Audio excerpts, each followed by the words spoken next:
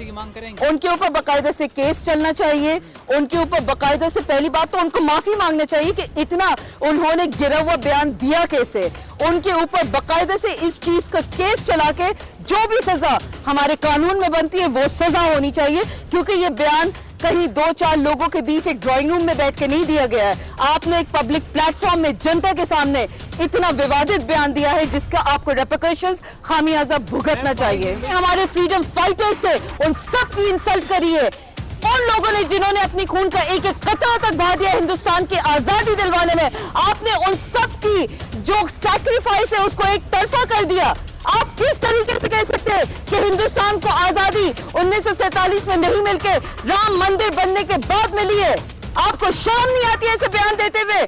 भगत सिंह जी, अशफाक उल्लाह खान, कितने ऐसे freedom fighters हैं जिनका नाम हम ले लिस्ट खत्म नहीं होगी।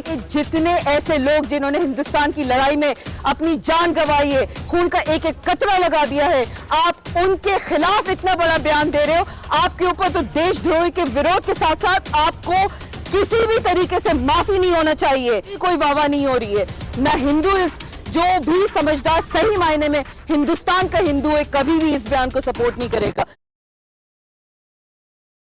बहुत ही अफसोसनाक है, हम इसकी घोर निंदा करते हैं।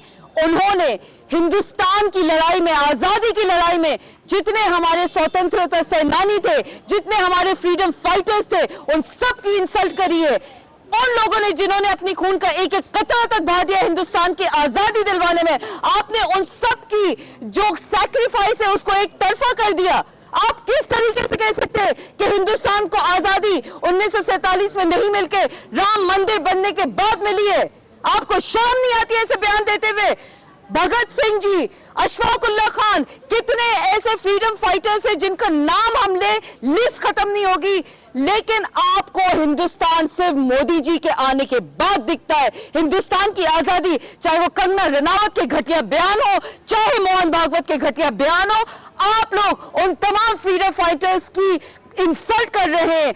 उनके सैक्रिफाइसेस को आप एक दरकिनार करके इस तरह के बयानबाजी करके हिंदुस्तान में नफरत फैला रहे हैं, हिंदुस्तान के लोगों के दिल में नफरत फैला रहे हैं, हिंदुस्तान की हिस्ट्री को लेके, हिंदुस्तान की तारीख को लेके। हिंदुस्तान एक ऐसा मुल्क है जिसकी मिसाल पूरे दुनिया में दी जाती है।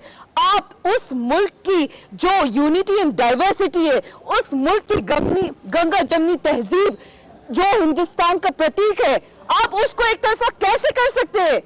आप तो उन लोगों को मानने वाले जिन्होंने ब्रिटिशर्स के बाकायदा से हाथ जोड़ के पैर पकड़ के अपनी आजादी चाही थी। जब आपको काले पानी की सजा दी गई थी वीर सावरकर को, उनके वो खत आज भी हिस्ट्री में मिल जाते हैं जहां पे उन्होंने ब्रिटिशर्स के साथ हाथ मिलाया था। आपके आरएसएस की शाखा में नागपुर में कितने सालों तक हिंदुस्तान का झंडा नहीं लहराया गया। आप गांधी जी के मारने वालों को कहीं ना कहीं ग्लोरीफाई कर रहे हो। आप एक ऐसा खतरनाक हिंदुस्तान बनाना चाह रहे हो जहां पे हिंदू मुस्लिम के बेसिस पे लोग वोट मांगे, जहां पे दलित विरोधी बन चले, और जहां पे मीडिया जो सच्चाई की बात करना चाहती है उस मीडिया का तो आप गला घोट देते हो। और वो गोदी मीडिया जो सिर्फ आपके इशारों पे नाचती है, सिर्फ उस मीडिया को चलने देते हो। ना हिंदुस्तान में कोई फ्रीडम ऑफ प्रेस है, ना हिंदुस्तान में माइनॉरिटीज की कोई आवाज है, ना हिंदुस्तान में दलितों की कोई आवाज है, और ना हिंदुस्तान में महिला सुरक्षित है। धार्मिक आजादी मिली है मैम, धार्मिक आजादी मिली है हमें। किसको मिली है धार्मिक आजादी? इतने सारे ऐसे लिंचिंग करके मुसलमानों को बीफ के नाम पे आपने ना जाने कितने लोगों को मौत के घाट उतार दिया। एक के बाद एक संभल, बहराइच जैसे आप दंगे कराते हो, दिल्ली में दंगे कराते हो आप, और मुसलमानों को टारगेट करते हो। आज भी जेलों में हमारे मुसलमान बच्चे बंद हैं जिनके ऊपर ना कोई ट्रायल चल रहा है, ना कोई केस हो रहा है। आज भी हमारे मुसलमान बच्चों के ऊपर आप उनके खिलाफ कुछ साबित कर नहीं पाए, लेकिन उनको मौत की घाट उतार रहे हो। किस तरीके से हम देख रहे हैं कि मुसलमान नेताओं को बाकायदा से दिन दहाड़े गोली मार के खत्म कर दिया जाता है, चाहे वो बाबा सिद्दीकी साहब हो, चाहे वो अतीक अहमद जी हो। अगर वो क्रिमिनल थे तो उनके ऊपर केस चलाते आप, उनको पुलिस कस्टडी में मारा गया है। कितने ऐसे नाम हैं जिनको आप खत्म कर देना चाह रहे हो। आजम खान साहब आज तक जेल में बंद हैं, उनके ऊपर कब कार्रवाई होगी, कब उनको छुटकारा मिलेगा? लोग इस मुल्क में जहां मर्डर करके भी बेल पे छूटे हुए होते हैं, वहां पे आप बिना किसी कोई बहुत बड़ी वजह के आप मुसलमान लीडरान को बंद करते हो और कहीं ना कहीं फिर उनको मरवा भी देते हो। ये है फ्रीडम आपको अपने मजहब को फॉलो करने की। और हिंदू कभी भी खतरे में नहीं था।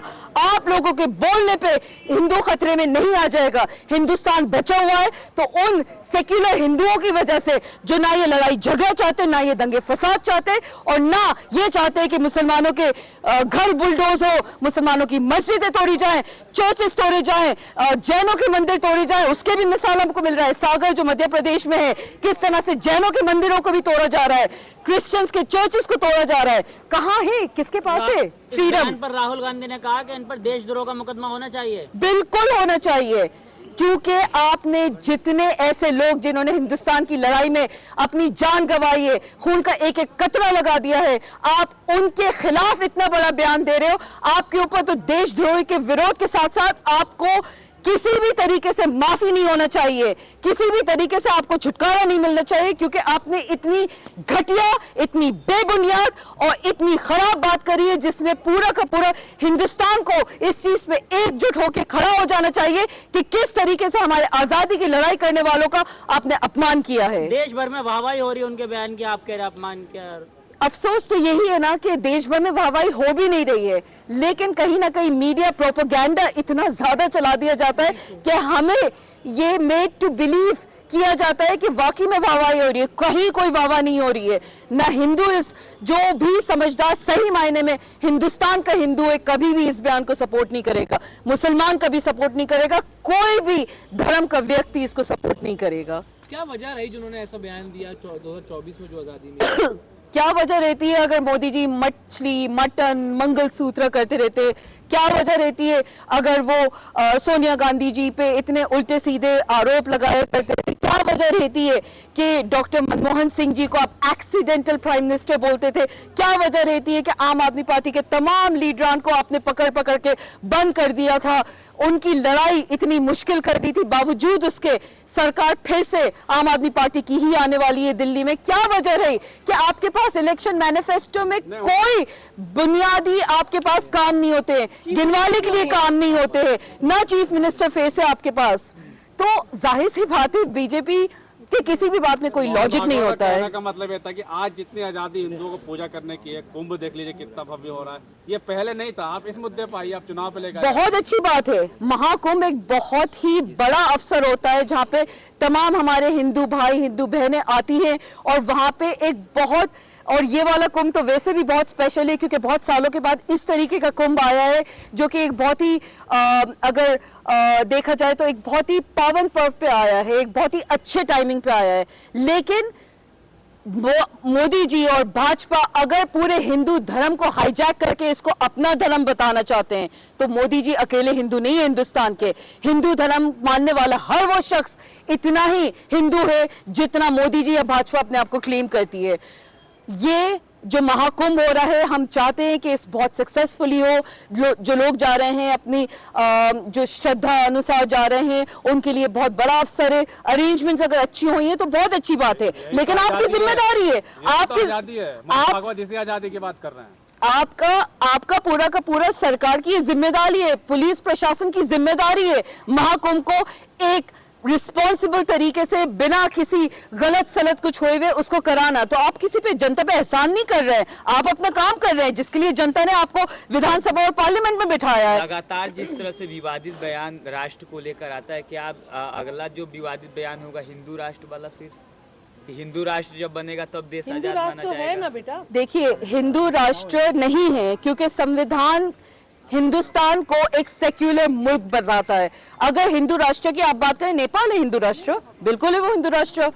जिस तरह से पाकिस्तान एक मुस्लिम राष्ट्र है वैसे नेपाल एक हिंदू राष्ट्र है। हिंदुस्तान सबका है, हिंदुस्तान मुसलमान का भी उतना है जितना एक हिंदू का है, जितना एक ईसाई का है, जितना एक सिख का है, जितना एक जैन या बौद्ध का है। आप क्या चाहते, क्या मोहन भागवत के साथ उनके ऊपर बाकायदा से केस चला जाए, मोहन भागवत पहली बात तो माफी मांगे, तमाम हिंदुस्तान से माफी मांगे कि उन्होंने दिल दुखाया हिंदुस्तानियों का। मोहन भागवत के खिलाफ केस होना चाहिए, बाकायदा से सुनवाई होनी चाहिए इस चीज की कि किस तरीके से आप इंडिपेंडेंट फाइटर्स जो हुआ थे, जो इंडिपेंडेंस के लिए लड़े थे, फ्रीडम फाइटर्स का आपने किस तरह से इंसल्ट करिए, किस तरह से हिंदुस्तानियों का दिल दुखाया है। देशद्रोह का केस चलाया जाए, बिल्कुल चलाया जाना चाहिए, क्योंकि जो उन्होंने बात करी है वो नेशनलिस्ट तो नहीं थी, जो उन्होंने बात करी है वो हिंदुस्तान के हक की और हित की बात तो नहीं थी। देशद्रोहियों को तो फांसी की सजा होती है, क्या फांसी की मांग करेंगे? उनके ऊपर बाकायदा से केस चलना चाहिए, उनके ऊपर बाकायदा से पहली बात तो उनको माफी मांगना चाहिए कि इतना उन्होंने गिरा हुआ बयान दिया कैसे।